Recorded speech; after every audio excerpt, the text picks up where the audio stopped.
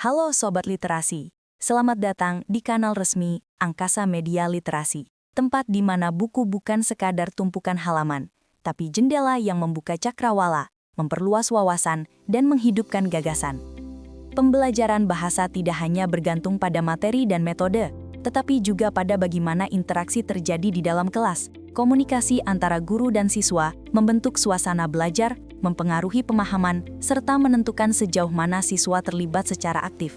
Karena itu, memahami dinamika wacana kelas menjadi penting untuk menciptakan proses pembelajaran yang efektif, interaktif, dan bermakna.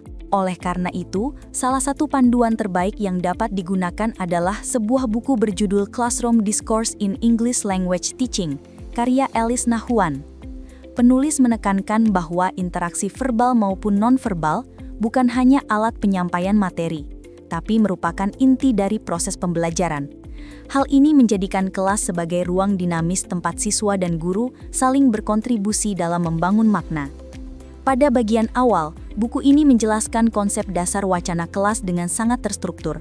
Definisi, ruang lingkup, serta fungsi komunikasi dibahas melalui perspektif teoretis dan praktis yang mudah dipahami. Penulis juga menggarisbawahi bahwa bahasa di kelas berperan tidak hanya sebagai alat kognitif, tetapi juga sebagai alat sosial yang mempengaruhi hubungan, motivasi, dan iklim belajar. Selanjutnya, pembaca dibawa untuk memahami bagaimana pola interaksi seperti IRF, Initiation, Response, Feedback, bekerja dalam pembelajaran. Pola ini digambarkan bukan sekadar rutinitas tanya-jawab, melainkan struktur komunikasi yang dapat mengarahkan siswa pada partisipasi aktif. Penulis menjelaskan bagaimana guru dapat memodifikasi IRF agar lebih dialogis dan berpusat pada siswa.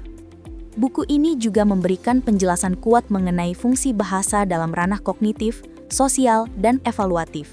Setiap fungsi diuraikan dengan contoh situasi kelas nyata yang menunjukkan bagaimana guru dapat memaksimalkan penggunaan bahasa untuk mendukung pemahaman konsep maupun perkembangan interaksi sosial siswa.